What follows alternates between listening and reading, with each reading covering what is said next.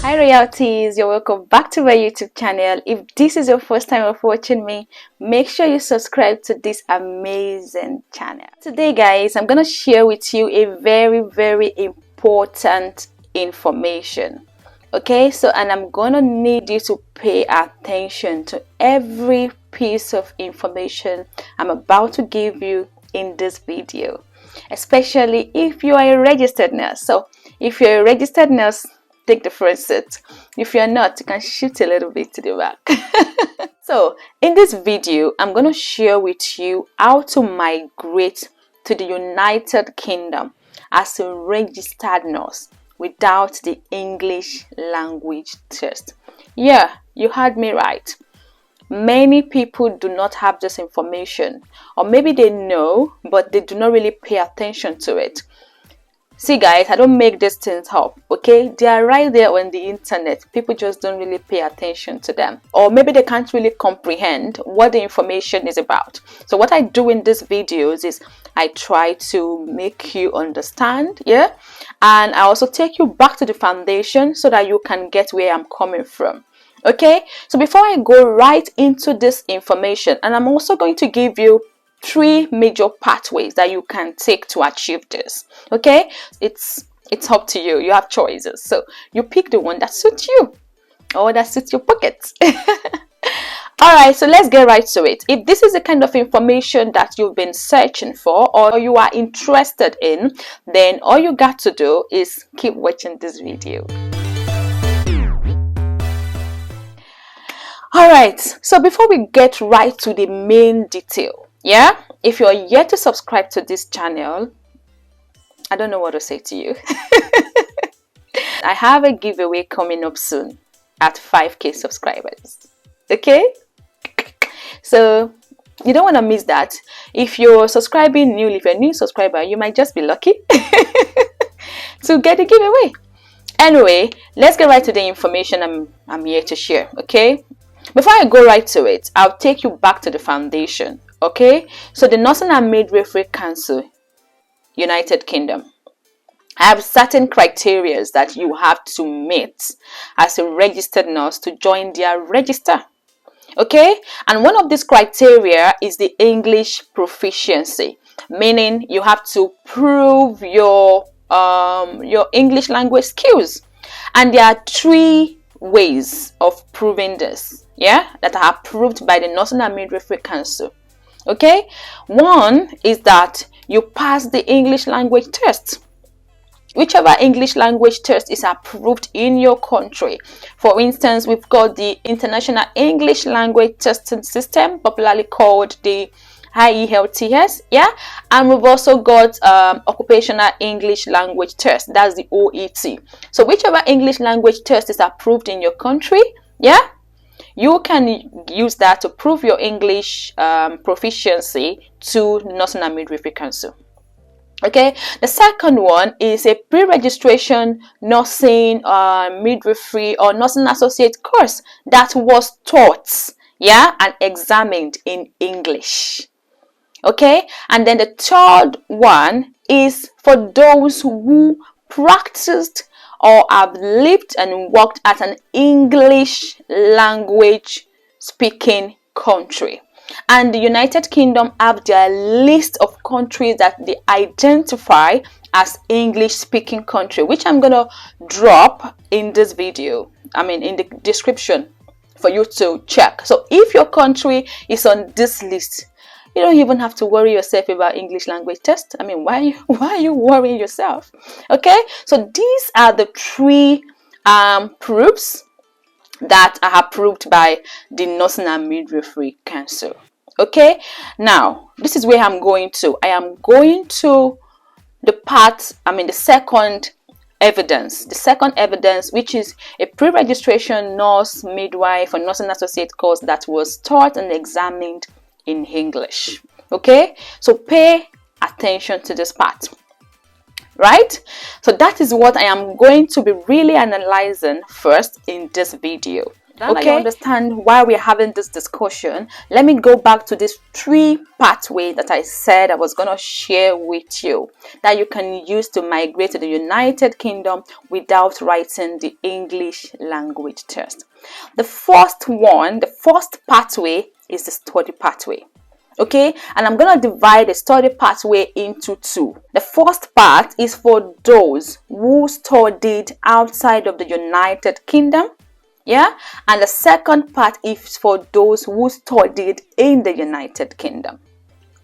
Okay, for those of you who are studying within the United Kingdom, maybe you're an overseas nurse, yeah, and you're coming to the United Kingdom to study nursing, maybe to do a top-up in nursing, yeah, maybe you've got a diploma for 3 years and you want to do your degree top-up in the United Kingdom. Yeah, we have top-ups, and I have a video that fully explains that. Okay, so when you come to the United Kingdom to study, to do your BSc Nursing top-up, it's usually for a period of a year. Full time is usually for a year. Okay, so at the end of your program, what you're going to do is that you have to evaluate your English proficiency. Yeah, you have to prove to Nursing and Midwifery Council that you're proficient in English, that you were taught and examined in English, and then you can use that to join the register. You don't have to take English language test. We're going to get right into that. And then for the second one, which is for those who studied outside the UK, most especially if you have done a BSc program, maybe you've done your BSc in nursing outside of the United Kingdom, in your country, which is not an English-speaking country, for instance, maybe Ghana or Nigeria, yeah, and that course was for about 4 to 5 years, yeah, you also can use this method to prove, the method I'm going to share with you, to prove your English proficiency. Now we have a body that evaluates your education outside of the United Kingdom and compares it with the system of study in the United Kingdom. We call them UK NARIC. They are the approved agency by the UK government to evaluate your education. So if you're a registered nurse that has gained your qualification, a BSc, a degree qualification that was taught within 4 to 5 years, you can use them to evaluate your English proficiency. And also those who have studied in the United Kingdom, at the end of your study, to make things easier for you, you can also use UK NARIC to evaluate your education, yeah, to prove that you were examined and taught in English. So what are the requirements to do this? Other healthcare professionals like radiographers, physiotherapists, biochemists, microbiologists, they use UK NARIC system to evaluate their education. They don't take English language test. So for nurses also, you can, it is valid, it is a fact, yeah, you can use the UK NARIC if you have studied your BSc in nursing for 4 to 5 years. You can use the UK NARIC to prove your English language proficiency. Okay, so how do you do this? What are the certain requirements that you need to provide for you to carry out this evaluation? Okay, you need to provide your certificates. Yeah, your certificate, your nursing certificate. If you don't have your nursing certificate yet, I was told that you can provide your notification of registration. That will suffice. Okay, your academic transcripts, yeah, a letter of instruction that is confirming, that's from your school, that is confirming that your qualification was taught and assessed in completely in English language. Okay, so first document is you have to provide your certificate, your nursing certificate. You have to provide your academic transcripts, and then you have to provide a letter from your school that you were taught and assessed all through your course of study in English language. It's as simple as that. this service will cost you around £60. I hope I'm right. Yeah, it's gonna cost you around £60, and it usually takes say an average of 10 to 15 days for you to get your final evaluation result. You can pay to expedite the service and get it within 24 to 48 hours. At least within 48 hours, you can know if that's gonna work or if it's not gonna work, and you can think of the next way out or the next way forward. Okay, so this is what you will then present to Nursing and Midwifery Council UK as your English proficiency. Now, let me tell you the wrong thing that a lot of people do. A lot of people think that a letter from their school that they were taught and assessed in English language is enough for them to prove that they were taught in English language. Oh, really? And I've seen someone waste good 2 years at their certificate, their CBT, their other tests expire. Some of their registrations expire, some of their documents expire while they were waiting for Nursing and Midwifery Council to approve a letter that was merely written by your school. No, you're not submitting that letter. You need that letter to prove your English, yeah? But you're not submitting that letter directly to Nursing and Midwifery Council UK. You have to go through UK NARI. So I hope you understand what I've established in this first pathway, which is a study pathway, which is for those who studied outside of the UK and those who studied within the United Kingdom. Maybe they are overseas nurses and they have come to the United Kingdom to study, to do their BSc Nursing top-up. You need to go through the UK NARIC. Yeah, you need to go through the UK NARIC to get a proof of English language. To get a proof that you were taught and examined in English language to give to Nursing and Midwifery Council UK. Yeah, they approve it, they take that. It is one of the evidences that they take. Not a lot of people know this. Not a lot of people use this. Now you know. Yeah, so if you're struggling with passing your English language test, why not just take this? Why not try this? Why not give this a shot? I've also heard that some people are not lucky with it. I believe that they've not done it the right way. Yeah, so doing things the right way will save you time, will save you money, will save you stress. Okay, so I hope you catch that. All right, so let's go to the second pathway. The second pathway is, who knows, is the visiting visa. This one you have to be very, very careful around it. Very careful. Okay, because ideally, if you come into the United Kingdom as a visitor, yeah, you are not expected to practice or to work. However, I have seen people say it is possible for you to change your visiting visa to a working visa. If you get an employer that's happy to do that for you, that's happy to give you a certificate of sponsorship while you are in the UK. So for instance, you're a registered nurse, yeah, you've got all your necessary qualification, and then you come into the United Kingdom to visit.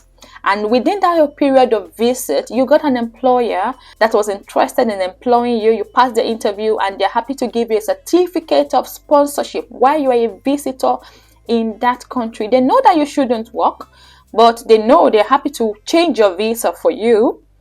Yeah. So if you're lucky to have that, it's something that is worth trying. Some people do it.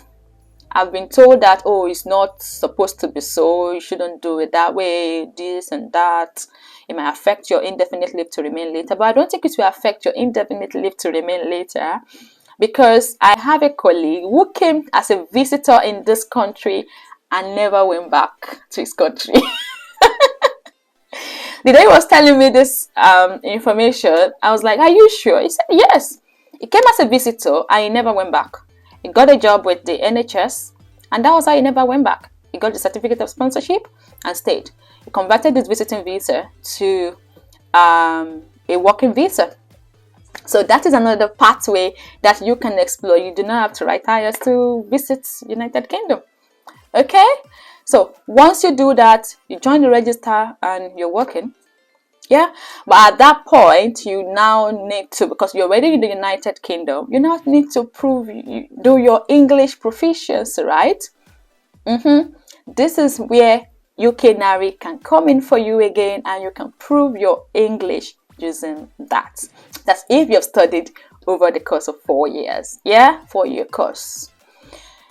I want to say that if you've done the course for like 3 years, you can try. I have not really seen it work for people. I've seen it work for those who have a BSc, who have a degree. The third pathway, which is the final pathway I'm going to share with you and round off this video, is the dependent pathway. Ooh.